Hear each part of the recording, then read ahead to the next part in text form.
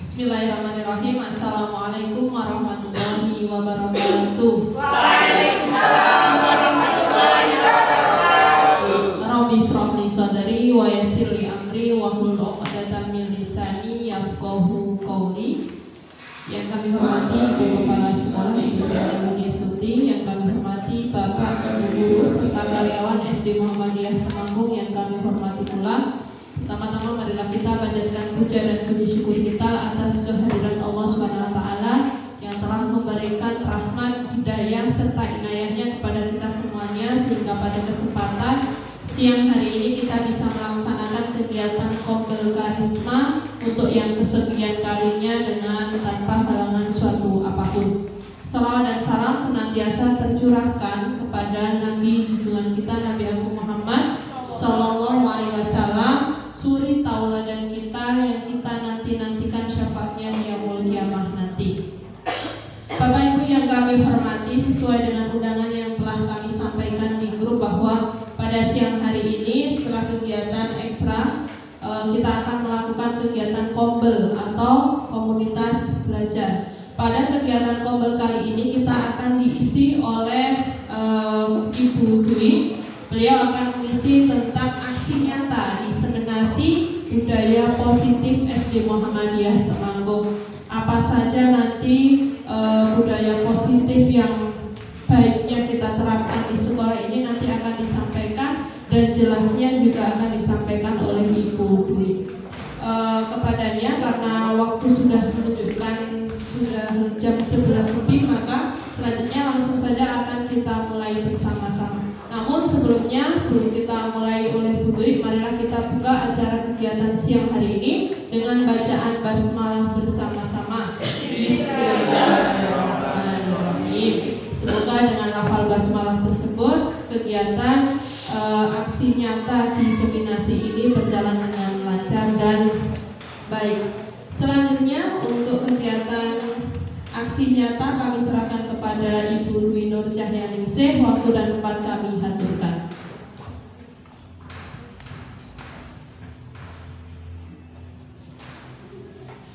Mohon izin untuk berdiri ya Bapak Ibu. Assalamualaikum warahmatullahi wabarakatuh. Waalaikumsalam warahmatullahi wabarakatuh. Rabbi shrah li sadri wa yassir li amri wahlul 'uqdatam min lisani yafqahu qawli. Ya, Bapak Ibu, izinkanlah saya untuk memaparkan aksi nyata saya diseminasi budaya positif yang ada di SD Muhammadiyah Temanggung. Ya, sebelum kita masuk ke materi, marilah kita senyum dulu selama 30 detik dengan pasangannya, dengan teman semeja. Karena dengan senyum kita akan timbul juga budaya positif di antara kita. Jadi mohon untuk bisa menghitung waktu selama 30 detik, monggo, atau berdiri dulu Bapak Ibu, bisa berdiri sebentar. Kemudian bisa memperhatikan pasangannya. Yang bapak kemudian perhatikan pasangannya.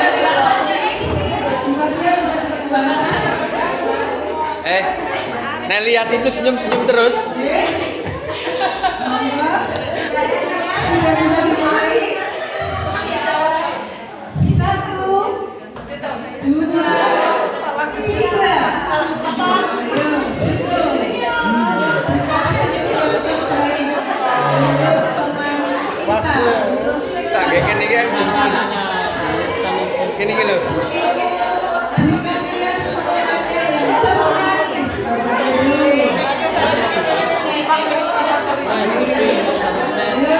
Supaya budaya positif bisa kita terapkan di SD kita.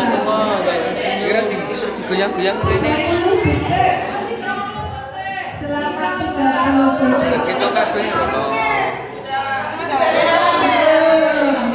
Terima kasih.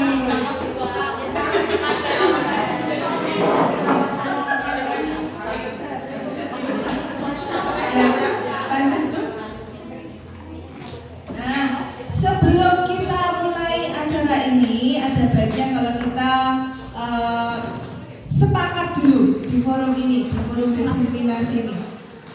Karena biasanya kalau kita mau memulai pembelajaran, kita juga membuat kesepakatan dulu, ya Bapak Ibu. Ya. Nah, kesepakatan yang akan kita laksanakan di forum ini apa saja coba? Satu, menghargai siapapun, setuju? Setuju. Nah, yang kedua, monggo menjadi pendengar yang baik. Setuju. Oke, terus apa lagi, monggo? Boleh berpendapat, lupakan HP. Oh, lupakan HP. Nanti tambahi boleh berpendapat dan lupakan HP. Nah, itu ya kesepakatan kita ya. Bisa lanjut. Sebelumnya, lanjut dulu ya. Nah, seorang guru yang baik itu harus memiliki kemampuan dalam mewujudkan budaya positif di sekolah. Nah, budaya positif tersebut dapat dijalankan dengan menerapkan konsep-konsep inti yang akan kita pelajari hari ini. Yaitu yang pertama, konsepnya adalah satu, disiplin positif. Yang kedua, motivasi perilaku manusia. Yang ketiga, keyakinan sekolah atau keyakinan kelas. Yang keempat, kebutuhan dasar manusia. Kemudian yang kelima, posisi kontrol restitusi. Dan yang keempat yaitu segitiga restitusi. Nah, menurut Bapak Ibu, apa itu disiplin positif? Monggo yang mau berpendapat. Disiplin positif niku nopo? Ada yang berpendapat? Monggo. Disiplin itu apa? Positif itu apa? Monggo.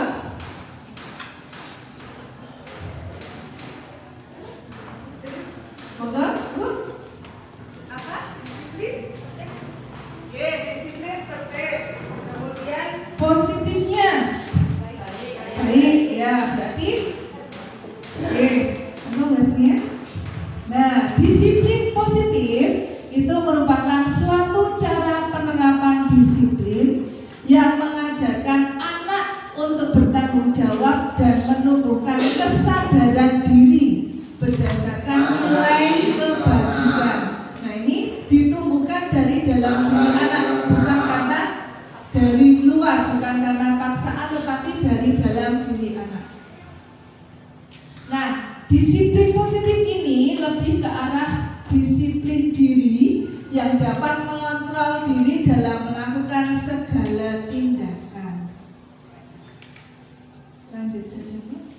Nah, di sini nilai-nilai kebajikan yang sesuai dengan karakter dalam profil pelajar Pancasila sebenarnya ada lebih dari itu ya untuk nilai-nilai kebajikannya. Tetapi karena kita mengikuti kurikulum Merdeka, maka kita menggunakan profil pelajar Pancasila, karakter kebajikan yang nantinya bisa dijadikan sebagai disiplin positif. Yaitu yang pertama, beriman dan bertakwa kepada Tuhan Yang Maha Esa dan berakhlak mulia.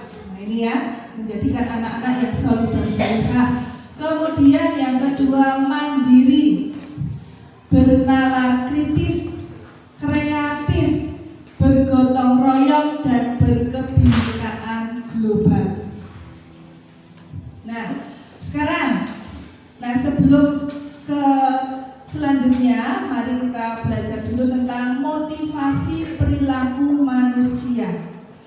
Ada yang tahu motivasi perilaku manusia? Manusia itu berperilaku karena motivasi apa? Ada yang tahu? apa? Kenapa dia berperilaku seperti itu?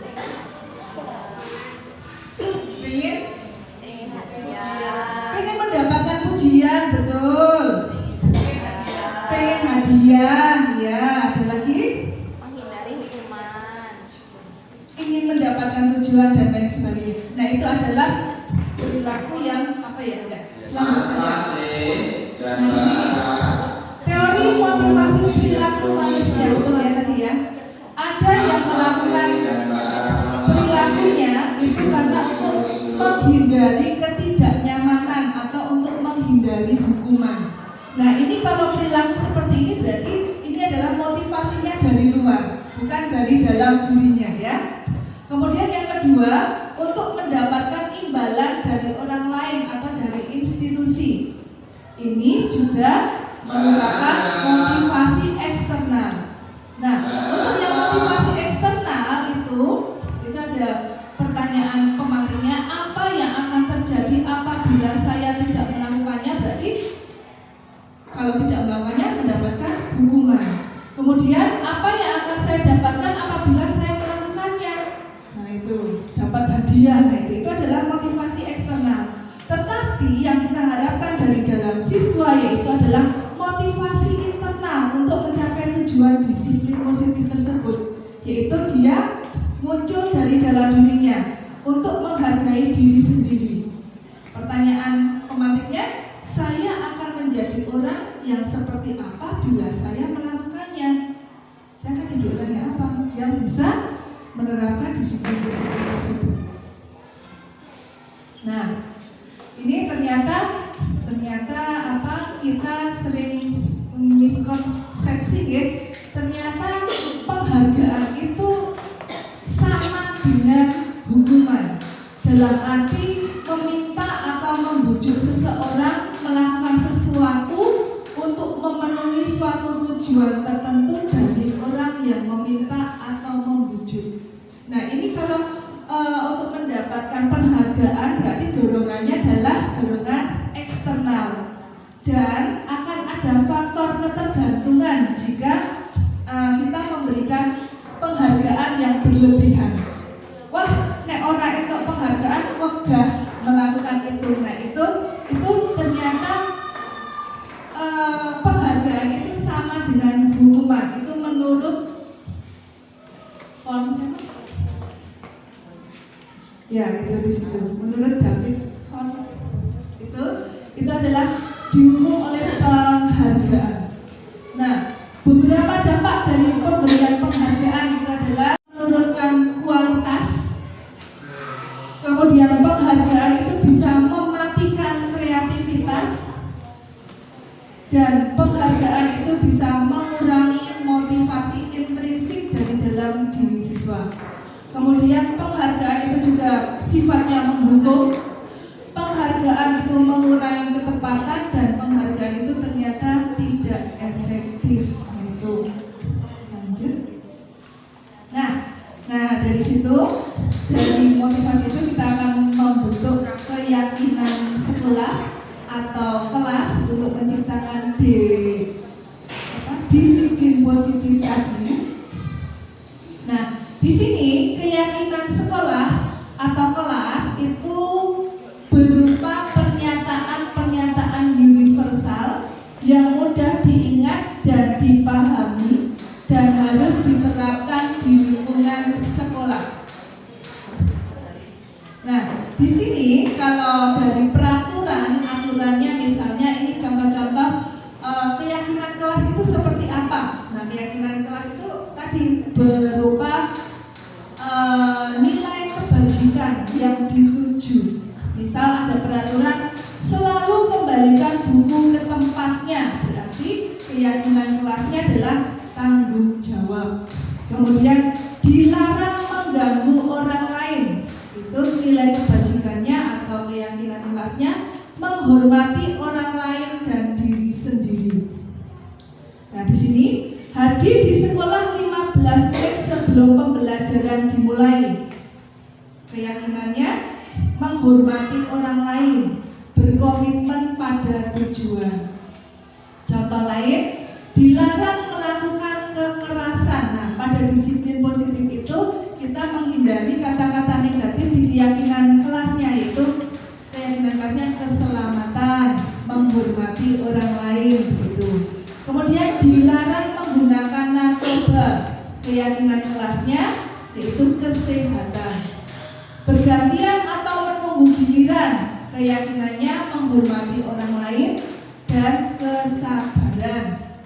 Gunakan masker, yaitu untuk kesehatan, keselamatan, dan kepedulian. Nah, ini adalah contoh keyakinan kelas. Nah, keyakinan kelas itu dibuat itu berdasarkan kesepakatan kelas dulu, baru nanti dipindahkan dalam kalimat-kalimat kata-kata nilai yang mengandung nilai kebajikan dengan kalimat positif. Begitu. Lanjut. Assalamualaikum warahmatullahi wabarakatuh. Ya, nah, hari ini kita akan membuat keyakinan kelas. Gunanya apa? Masih kamu gunanya tanya. Apa toh keyakinan kelas itu? Ada yang tahu?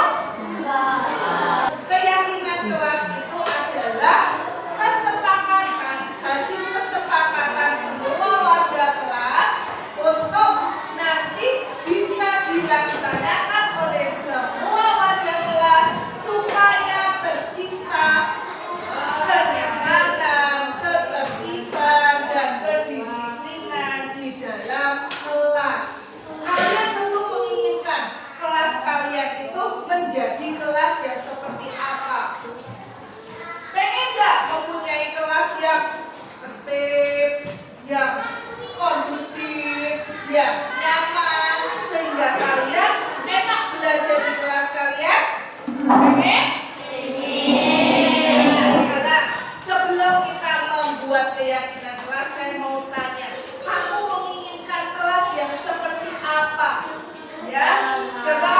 Ya, kepengen punya kelas yang bagaimana? Tenang, aman, tentram, damai. Ada lagi? Ada lagi yang mau berpendapat ya? Nyaman. Ada lagi? Yang mau berpendapat siapa? Ya?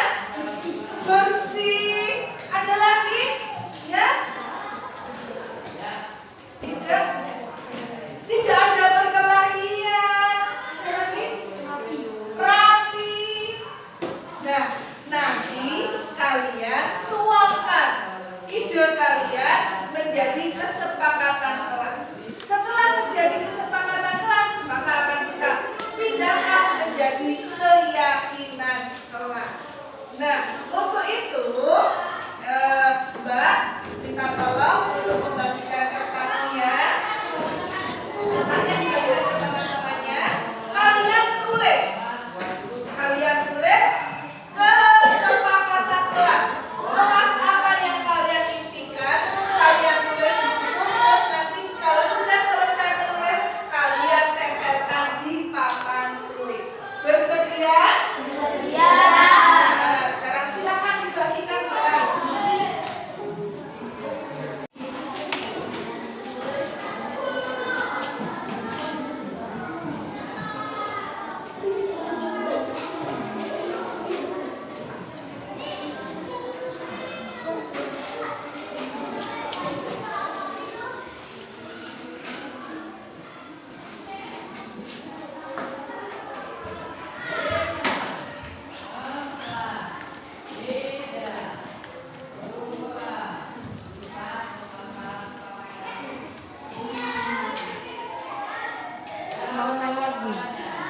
Gimana? Tanya apa? Ini kertasnya landscape atau potret? Portrait ya. Oh, terima kasih. Sama-sama.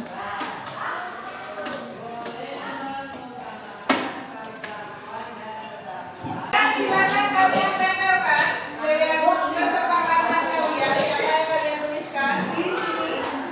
Untuk yang putih, di sini untuk yang putih. Silakan. Tanya.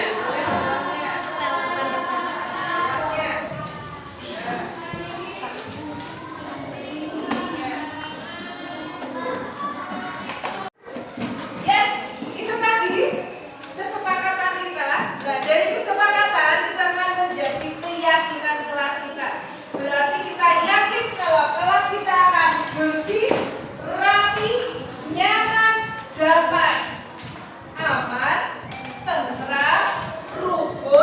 saling menyayangi, disiplin, jujur, mengutamakan 5S, senyum, sapa, salam, sopan, santun. Mengutamakan 5K, kedisiplinan, keselamatan, kebersihan, kerapian, dan kreativitas. Setuju? Oke, sekarang satu-satu kalian buka tanda tangan di bawah sini. Yuk.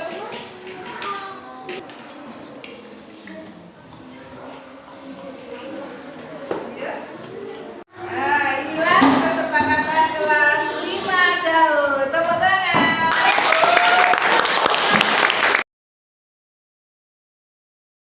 Sebelum ke slide selanjutnya, marilah kita ini dulu mencairkan suasana dulu, yaitu dengan cara yang sederhana saja, yang sebentar saja. Kalau saya bilang 1, coba tepuk pundak temannya, kemudian bilang woi, oke, woi. Kalau saya bilang 1, woi. Kalau saya bilang 2, asik. Asik. Kemudian kalau saya bilang 3, sentuh dan temannya, kemudian bilang ya. 1, 2, 3,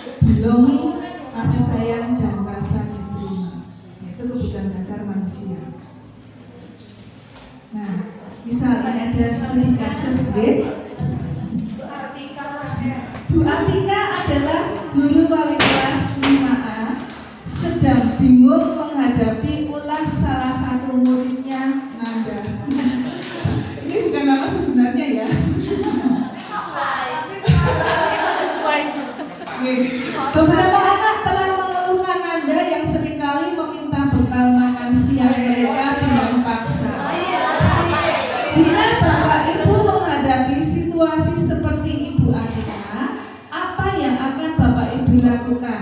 Menurut Bapak Ibu, kira-kira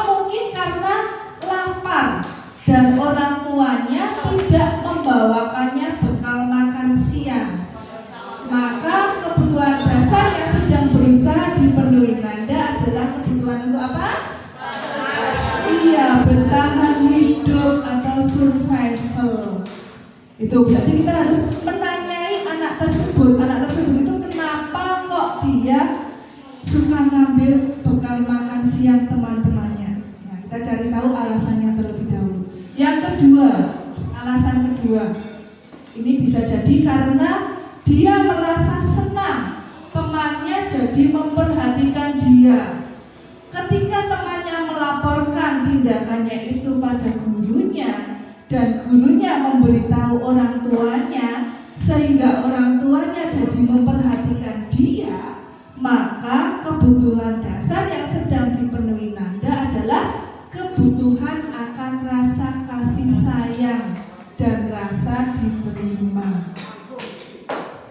Nah, kemudian alasan yang ketiga, nah bisa jadi karena temannya gak jadi takut sama dia, sama Nanda ini, dan menuruti keinginannya, maka sebetulnya Nanda sedang berusaha memenuhi kebutuhan dasarnya akan kekuasaan, pengen berkuasa gitu.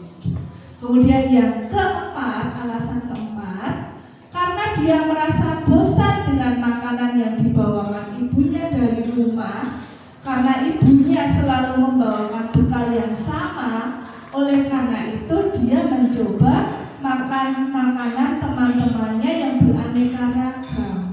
Maka Nanda sedang berusaha memenuhi kebutuhannya akan kebebasan. Dia ingin memenuhi kebutuhannya tentang kebebasan. Makanya kalau membawakan bekal mungkin yang bervariasi lanjut. Nah itu tadi.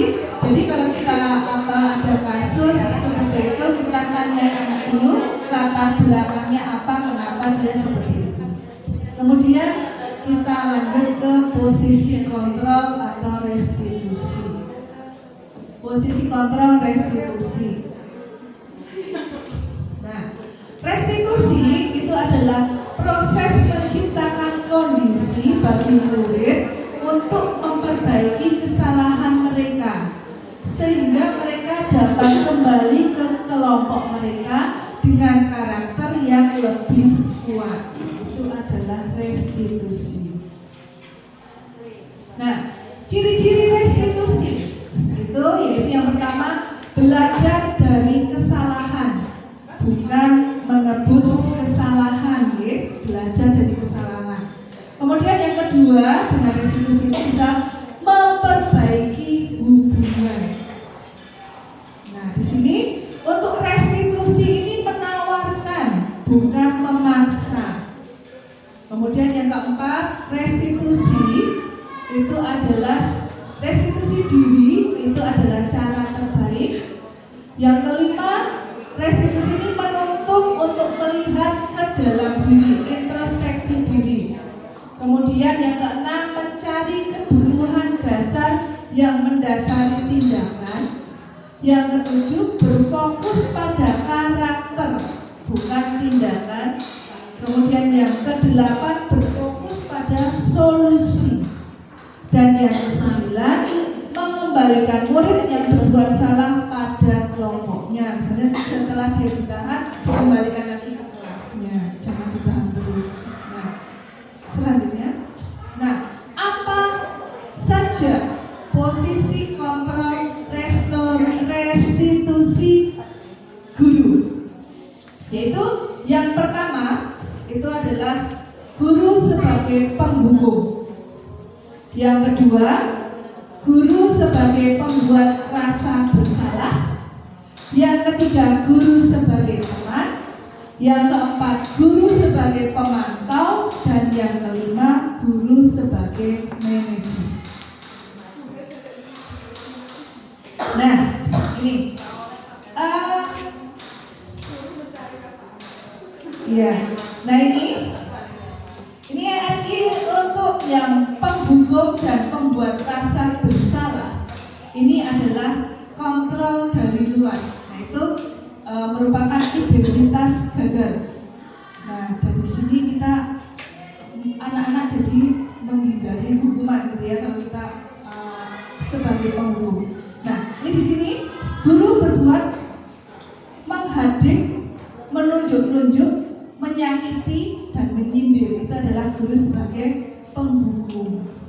Kemudian kalau guru berceramah dan mengatakan seharusnya kamu tidak berbuat seperti itu, ibu kecewa, saya kecewa sekali sama kamu. Nah, itu adalah posisi kontrol sebagai pembuat orang bersalah, hasil atau sukses. Ini merupakan kontrol dari luar untuk teman dan pemantau. Nah, kalau yang sebagai manajer itu adalah kontrol diri. Menurut teori ya.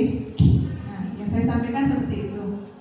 Kemudian yang teman membuat alasan-alasan untuk muridnya, kemudian membuatkan alasan ya. Kemudian yang pemantau menghitung dan mengukur. Untuk manajer itu mengajukan pertanyaan-pertanyaan. Itu. Terus yang guru berkata, kalau kamu tidak melakukannya, awas ya, rasakan. Itu penghukum. Untuk membuat orang merasa bersalah, seharusnya kamu sudah tahu, ibu lelah sekali mengatakannya, ibu stres.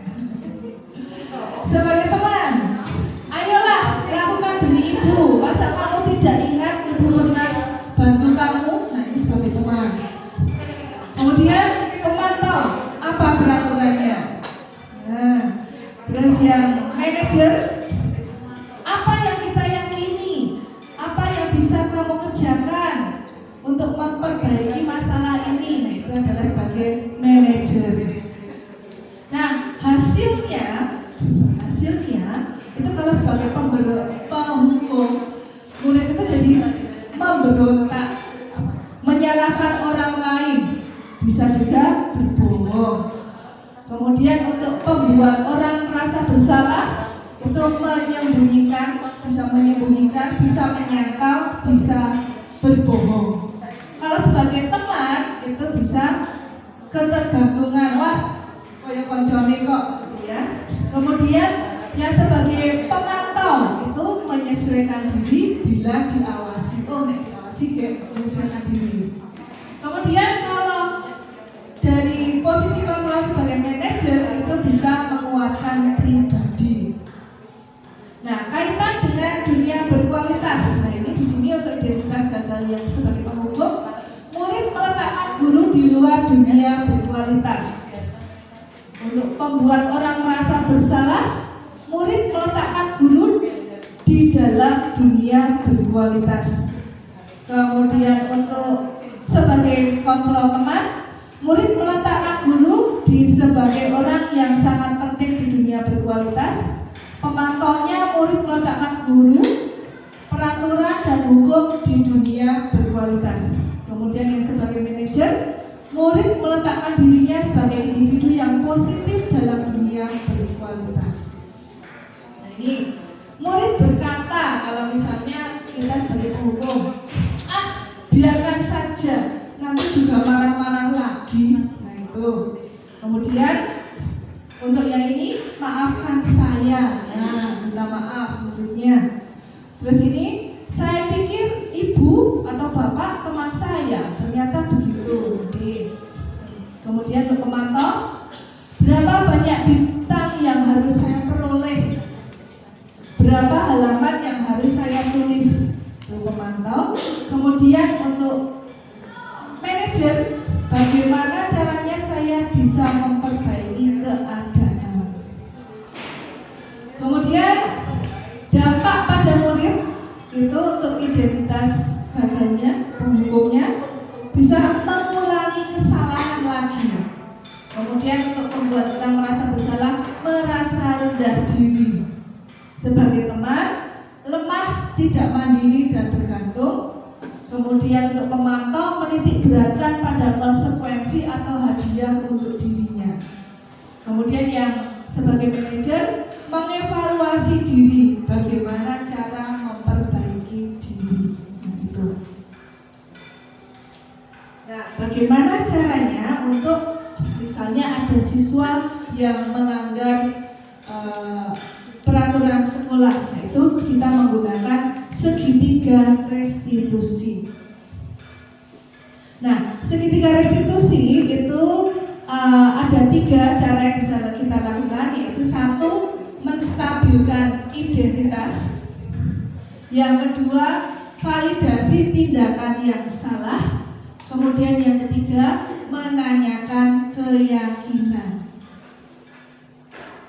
Nah, ini untuk membuat anak yang merasa gagal karena telah berbuat salah menjadi positif terhadap dirinya, guru bisa menstabilkan identitas dengan berkata, dengan menanyai anak tersebut. Nah, ini menstabilkan identitas itu caranya, berbuat salah itu hal yang manusiawi. Saya juga pernah berbuat salah, itu misalnya guru seperti itu. Kamu terlambat, kenapa kamu terlambat itu? Ya gimana ya? Saya juga pernah terlambat. Nah, guru bisa seperti itu. Kemudian tidak ada manusia yang sempurna. Bapak Ibu juga pernah berbuat salah. Kita pasti bisa menyelesaikan permasalahan ini. Bapak Ibu tidak tertarik untuk mencari tahu siapa yang benar atau siapa yang salah, tapi Bapak Ibu lebih tertarik untuk menyelesaikan masalahnya.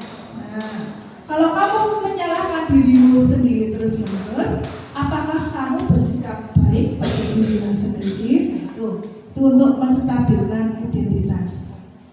Selanjutnya, ini validasi kesalahan. Di sini, membantu siswa mengenali basic need atau kebutuhan yang ingin dipenuhinya ketika melakukan kesalahan itu. Pada dasarnya, setiap tindakan manusia tujuannya adalah untuk memenuhi basic need. Kemudian apakah itu power, freedom, love and belonging, fun, atau survival. Nah, di sini untuk validasi kesalahannya itu, kamu bisa saja kan melakukan hal yang lebih buruk, tapi kamu tidak melakukannya kan? Tuh. Kemudian kamu pasti punya alasan mengapa kamu melakukannya. Kemudian apa yang penting bagi kamu? Kemudian maukah kamu belajar cara lain untuk mendapatkan yang kamu butuhkan tanpa harus memukul? Apakah kamu bisa melakukan dengan lebih baik besok lagi? Nah, itu adalah validasi kesalahan. Selanjutnya itu menanyakan keyakinan. Nah, anak akan melihat kesalahannya dihubungkan dengan norma sosial dan nilai-nilai yang mendasari manusia berinteraksi dengan orang lain. Misalnya guru berkata, apa yang kita percaya di kelas kita, di sekolah kita, apa keyakinan kelas kita? Nah, itu bisa kita tanya, apakah kamu melanggarnya? Nah, nilai-nilai kebajikan apa yang telah kita sepakati? Nah, kemudian kelas yang ideal itu seperti apa sih? Kamu ingin menjadi anak seperti apa? Apa yang kamu rasakan ketika kamu melakukan itu? Dan kamu menjadi orang yang seperti apa? Nah, itu. Nah, di situ kemudian setelah itu baru kita intervensi yang membantu murid kembali ke tujuan semula dengan cukup singkat dan dengan cara yang non konfrontatif. Itu apa yang ingin kamu perbuat lebih baik lagi? Apakah kamu saat ini sedang menjadi orang yang kamu inginkan? Apakah kamu dapat mengubah perilaku atau sikap kamu saat ini menjadi perilaku atau sikap yang lebih membantu? Apakah wajar membuat kesalahan? Bisakah kita memperbaikinya? Apa yang kamu lakukan saat ini sesuai? Nah, kapan kamu siap untuk memulainya? Peraturannya apa? Sepertinya kamu punya masalah, ada yang bisa saya bantu? Nah, saat ini kamu seharusnya berbuat apa? Apa yang bisa saya bantu agar kamu bisa melakukannya? Apakah saya bisa bantu kamu agar dapat segera mulai? Apakah tugas kamu saat ini? Bagaimana kamu ingin memperlakukan pada kegiatan ini? Bisakah kamu melakukannya? Dan apa yang kamu inginkan? Peraturannya apa? Itu kita bisa menggali dari jawaban-jawaban siswa tersebut. Nah, Itu Bapak Ibu yang bisa saya sampaikan. Oh ya, contohnya begini, kalau misalnya kemarin saya juga sudah membuat ini juga aksi nyata, yaitu berupa ketika ada anak yang terlambat.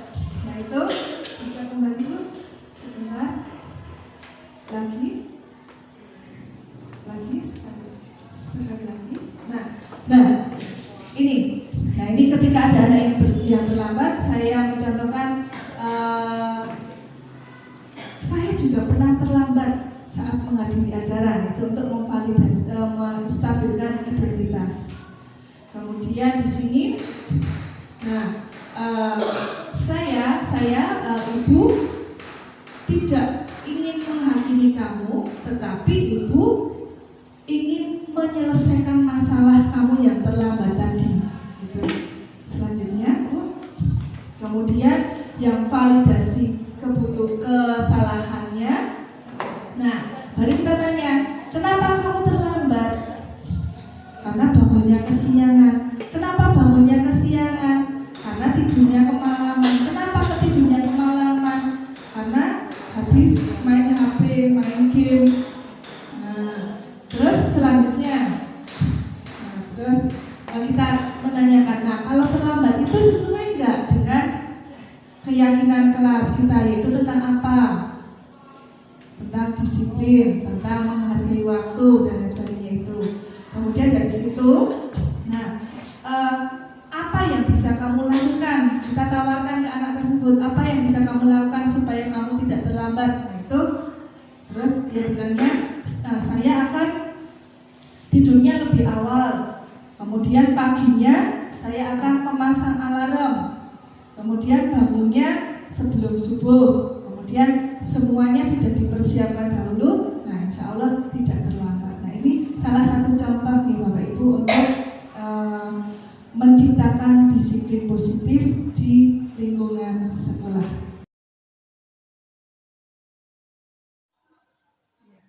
Assalamualaikum Fandi. Waalaikumsalam.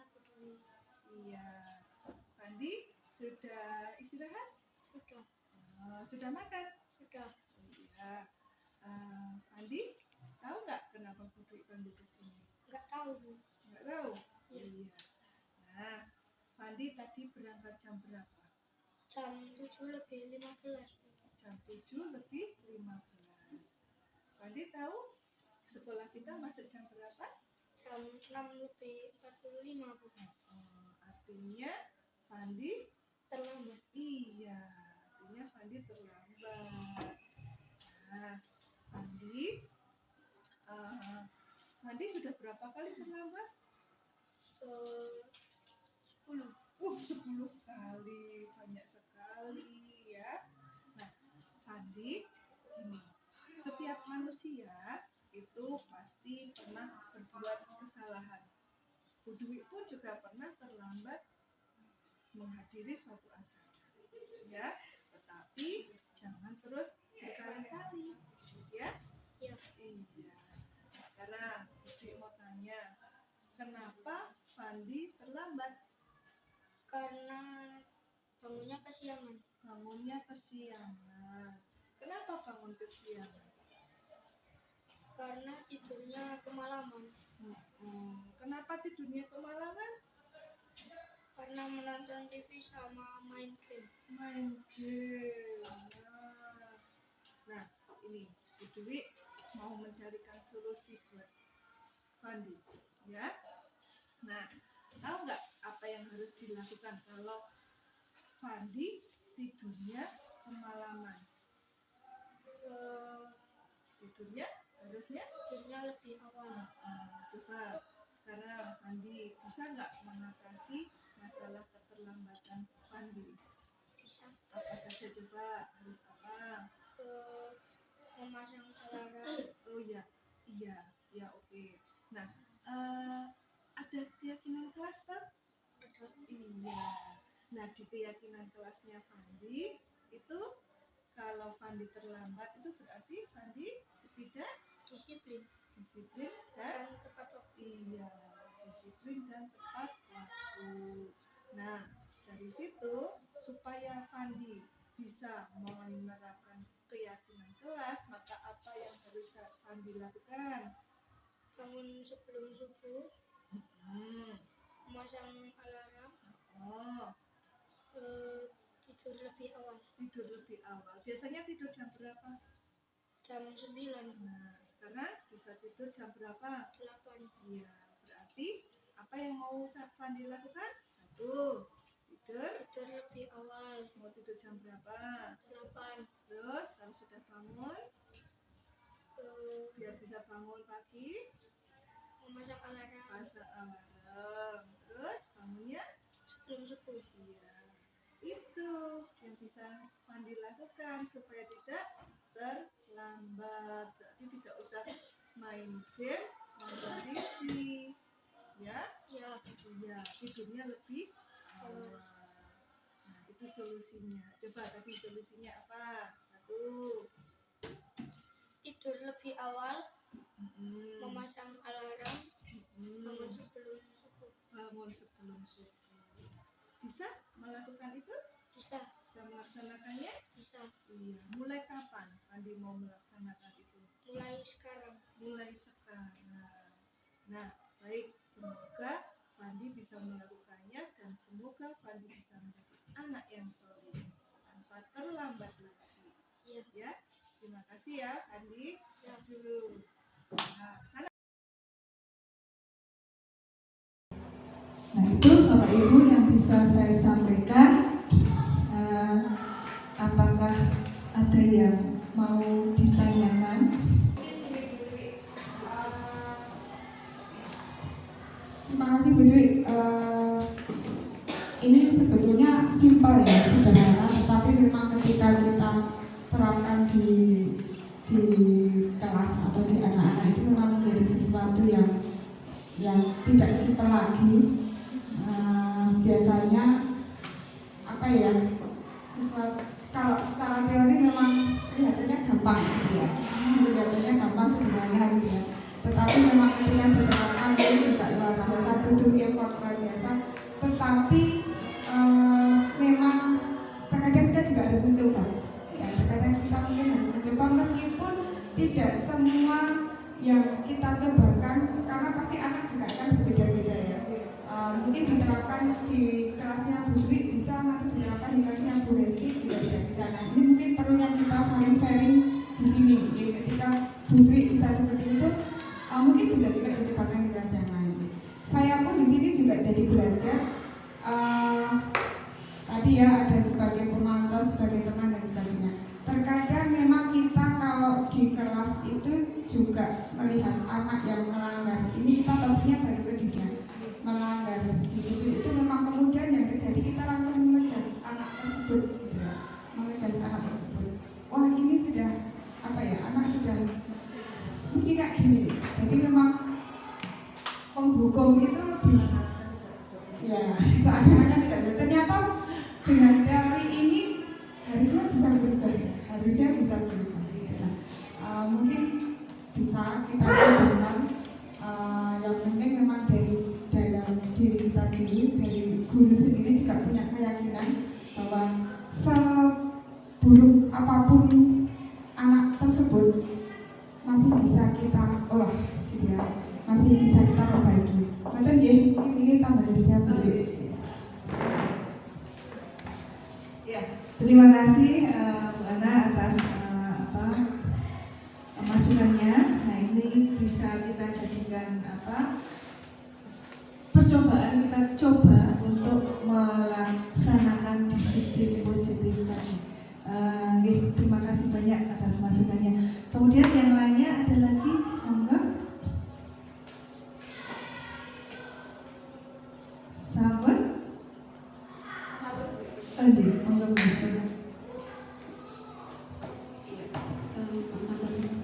Kadang-kadang kan kita suka bertanya-tanya yang melakukan dalam kutip memang anak-anaknya akhirnya itu saja. Kadang-kadang sering kita tanya maunya kamu itu sebenarnya apa gitu. Hanya anak itu malah justru dia nggak tahu apa maunya dia, karena pasti dia hanya akan diam.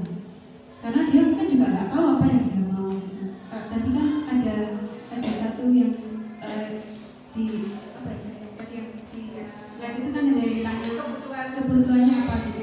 Itu kadang anak itu nggak mau jawab gitu. Nah, itu kan artinya kemudian untuk menggali ke hal yang ke situ itu kan butuh trik gitu loh Bu. Mungkin adakah trik khusus gitu Bu untuk agar anak-anak itu bisa mengungkapkan apa yang dia rasa gitu. Karena kadang-kadang ditanya itu hanya diam dan dia tidak mau mengakui kalau itu mereka itu seperti itu, pengennya itu gitu. Itu aja Bu. Ya, terima kasih. Saya kalau sepengetahuan saya ya, kalau seperti itu kita bisa mendekati anak tersebut. Dan kemudian kasusnya masih berlangsung, kemudian baru saja, nah itu jangan ditanya. Kita nanti kesannya nanti akan sebagai penghukum. Kemudian kita setelah itu kita dekati anak itu, kita jadikan dia itu kita dekat dulu sama itu, biar dia itu mau membuka atau siapa yang dia dekati, yang guru. Nggih. Padahal kan sebagai teman itu kan kita nggak dulu kita dekati dulu, kemudian kita nanti kan mau solusinya untuk untuk menyelesaikan permasalahan dia, supaya permasalahan dia itu terselesaikan. Kamu tuh kenapa? Nah, kita memang tidak sepenuhnya menjadi manajer terus, tapi kita kadang juga bisa harus biar dia dekat dulu, biar dia bisa ngomong, tetapi kita tetap menggunakan segitiga restitusi tadi. Kemudian kita juga bertindak sebagai manajer, tetapi sebelumnya kita ini dulu, kita dekati anak tersebut supaya anak itu bisa mau mengutarakan apa yang menjadi permasalahannya dia, alasan dia gitu. Nah, itu juga butuh beberapa guru yang memang bisa seperti bisa mengungkapkan pendapatnya sebagai seorang teman gitu. Jadi butuh pendekatan dulu, dan untuk disiplin positif ini tidak langsung bisa terlihat hasilnya, tetapi memang harus melalui beberapa waktu yang kita harus waktunya tidak sebentar, kita harus terus menerus dan konsisten untuk melaksanakan disiplin positif tersebut. Nah, itu didekati, dan kita tidak harus dengan selalu sebagai manajer, tapi tadi yang 3 itu, yang 2, yang penghukum dan perasa bersalah itu yang sebaiknya itu dihindari. Kemudian yang selanjutnya yang sebagai teman, kemudian pemantau dan manajer itu masih dalam masih termasuk dalam disiplin yang positif. Gitu, gimana Kristi?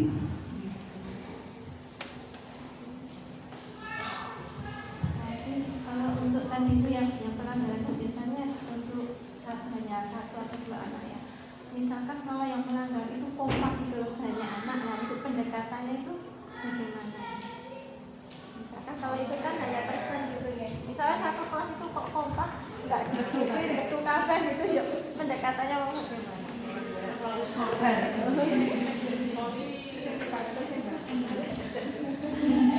Ya, kalau banyak anak kita harus anaknya kita dekati satu persatu, Bu. Ini karakternya bagaimana? Kan ada yang anak hanya ikut-ikutan saja, ada anak yang memang dia yang membuat idenya. Nah, itu kita bisa troublemaker-nya. Nah, itu kita dekati ya, yang kayak hanya ikut-ikutan saja. Nanti kamu kalau seperti ini tidak baik, ini harusnya kamu begini. Kalau kamu ikut-ikutan seperti itu nanti kamu akan jadi seperti itu. Nah, kita jelaskan. Nah, anak-anak yang kadang jiri tapi dia pengen ikut-ikutan, nah itu yang mudah kita dekati. Tapi kalau memang yang sudah troublemaker, kita juga butuh penanganan khusus untuk itu.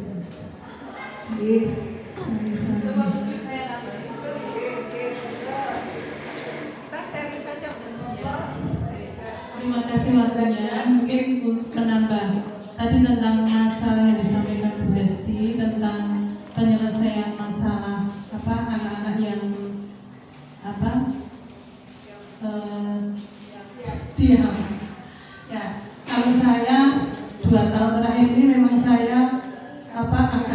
kelas waktunya tahun pertama itu di kelas 4 itu ada ketemu Danis, tahun kedua itu saya ketemu Dias.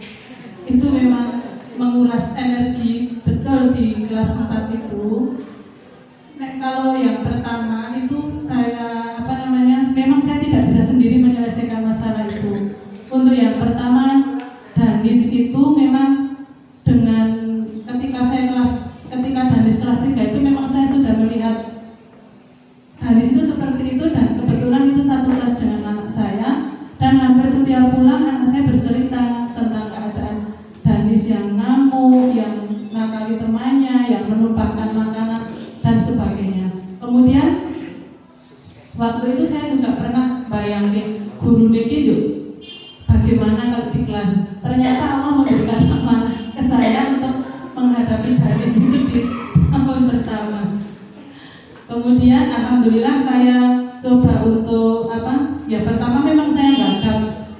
Biasa di kelas 6, terus di kelas 4 ketemu anak yang seperti itu kan agak ekstra juga. Kemudian saya konsultasi dengan orang tuanya, dengan ibunya. Ternyata ibunya juga mengharapkan Danis itu bisa berubah. Dia juga merasa punya anak Danis itu juga kewalahan dibandingkan dengan adiknya.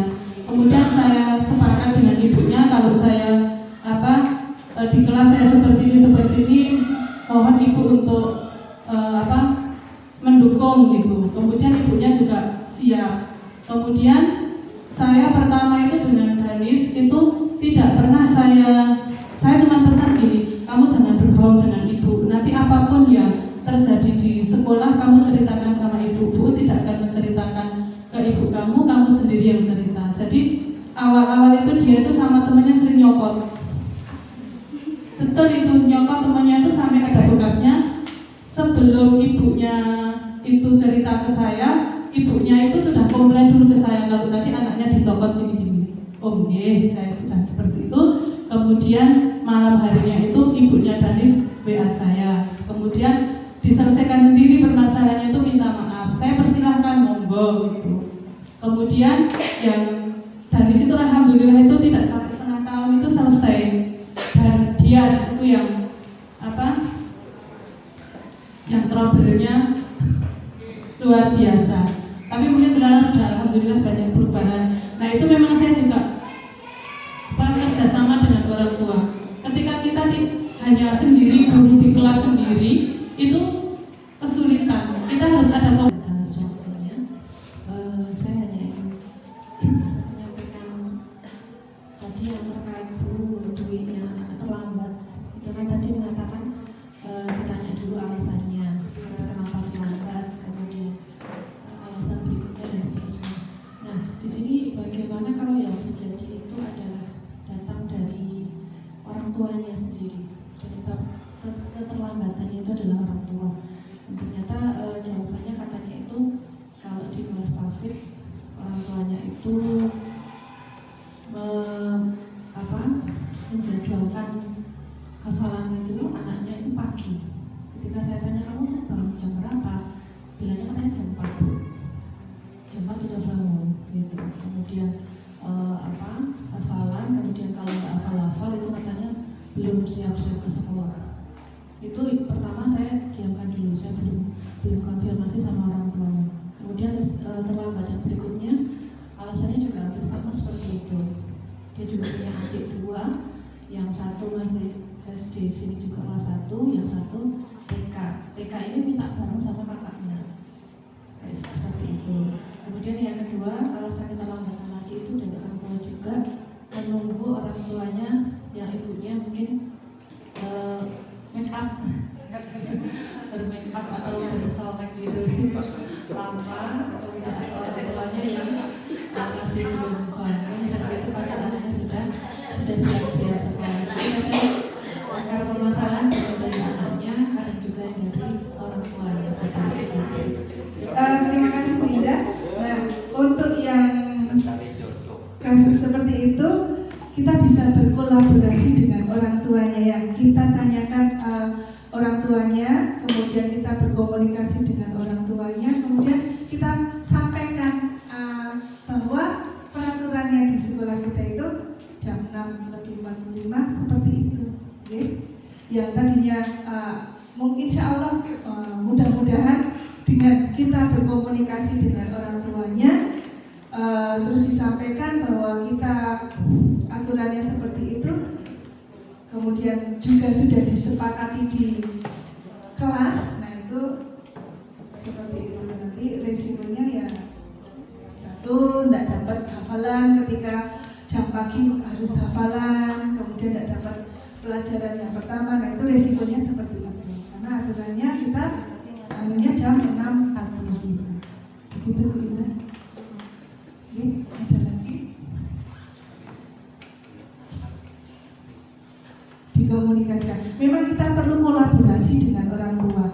Nah, itu juga saya pun juga sedang mencoba membangun komunikasi dengan orang tua. Memang harus semuanya dikomunikasikan dengan orang tuanya supaya bersinergi antara di rumah dengan yang di sekolah. Oke, sampun. Terkait dengan setoran Bu kita kan di tata tertib itu kan juga ada berlaku skor untuk anak-anak yang melanggar tata tertib. Apakah pemberlakuan scoring ini termasuk sebagai guru yang memberi hukuman yang sebaiknya tidak dilakukan atau tidak?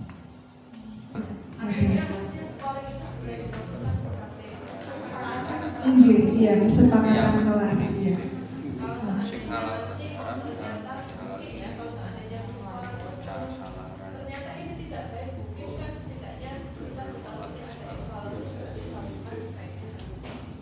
Iya, bisa, iya. Karena ini kan sudah berjalan.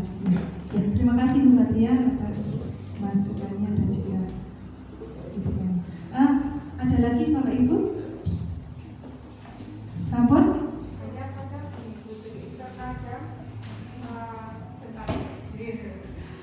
Jadi saya memang melihat kurikulum sekarang karena namanya kurikulum merdeka. Jadi memang terkesannya itu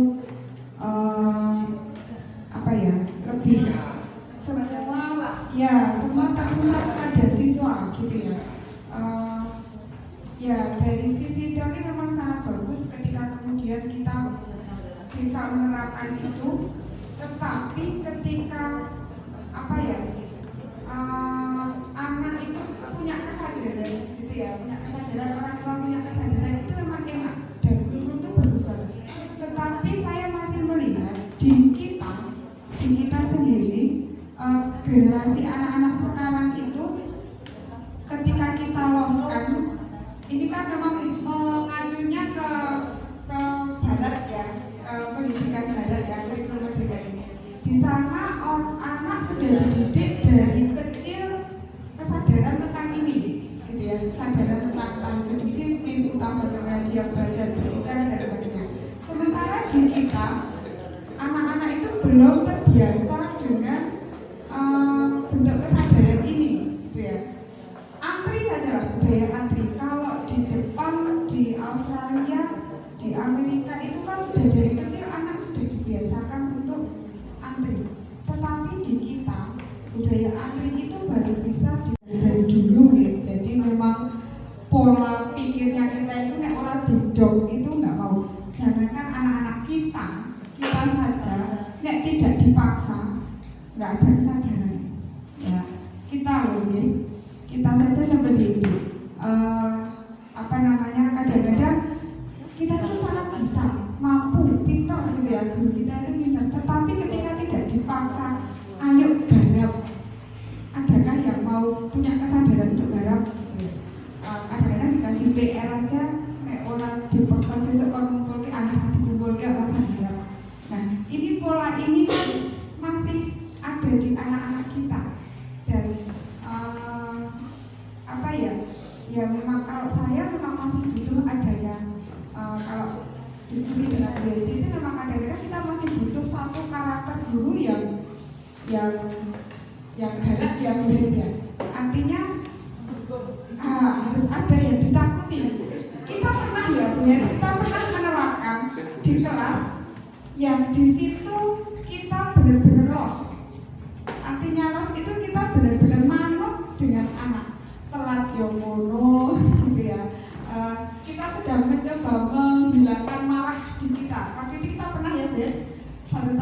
berhasil. Oke. Jadi pernah kita mencoba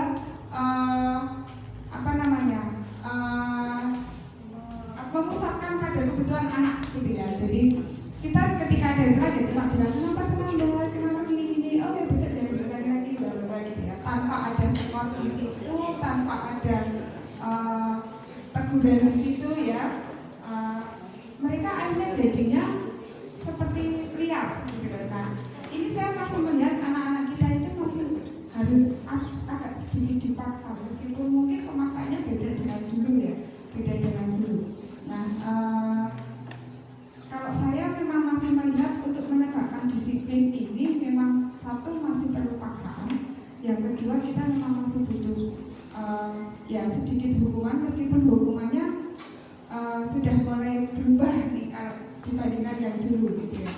Kalau dulu mungkin lebih banyak hukuman fisik, hukuman apalah, penugasan dan sebagainya. Sekarang kan mungkin hukumannya lebih ke bagaimana biar ada ilmu yang lain, misalnya disuruh menghafal, disuruh sholat dan sebagainya. Itu kan sebetulnya bentuk hukuman, tetapi lebih lunak gitu ya, lebih lunak. Nah ini yang terjadi di kita. Saya masih melihat itu, ya masih melihat itu. Jadi tidak ada yang benar tadi, tidak ada yang salah, tidak ada yang benar. Tapi memang kita harus melihat dulu anaknya seperti apa. Gitu ya. Mungkin ada anak yang ketika kita beri sekali pemahaman ini loh, tata tertibnya gini-gini, konsekuensi kita seperti ini. Mungkin ada anak yang sudah langsung paham. Oke, aku harus punya kesadaran. Tetapi ada yang bahkan sampai berkali-kali dihukum pun belum sadar bahwa dia itu melakukan kesalahan. Jadi mungkin ini kalau saya memang masih melihat bahwa kita memang masih butuh ada sedikit paksaan untuk anak-anak. Meskipun mungkin itu secara teori sudah jauh, sudah dibandingkan teorinya yang sekarang. Ya, terima kasih atas masukannya. Itu tadi tentang disiplin positif. Paling tidak kita coba kita cobakan untuk siswa-siswi kita agar tercipta budaya disiplin yang positif di sekolah kita. Nah, itu yang bisa saya sampaikan. Mohon maaf jika banyak kekurangan. Terima kasih atas perhatiannya. Assalamualaikum warahmatullahi wabarakatuh. Tepuk tangan untuk Ibu.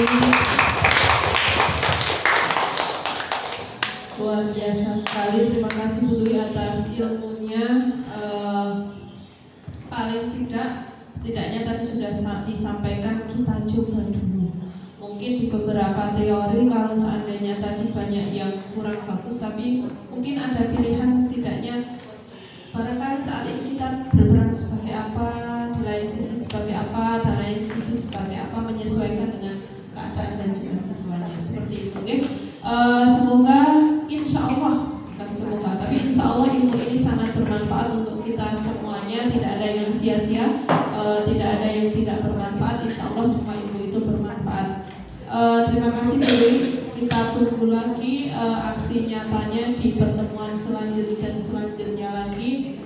Dari Bapak Ibu juga kami persilahkan ketika nanti di kegiatan kombel ada yang mau ngisi terkait dengan sharing, sangat dipersilahkan sekali agar nantinya ketika kita menghadapi masalah, semoga harapannya tidak menghadapi masalah, tetapi kayaknya kok kecil sekali. Makanya ketika kita menghadapi masalah, insya Allah kita tidak sendiri, kita bersama dengan teman-teman yang lain. Ada 50 guru dan karyawan yang siap membantu di permasalahan kita. Demikian untuk kegiatan komunitas belajar kali ini. Terima kasih atas kehadirannya. Nanti kita tutup dengan sholat berjamaah sebelum sholat. Sekali lagi terima kasih. Mohon maaf atas hilaf kata dan perbuatan. Kami akhiri. Wassalamualaikum warahmatullahi wabarakatuh.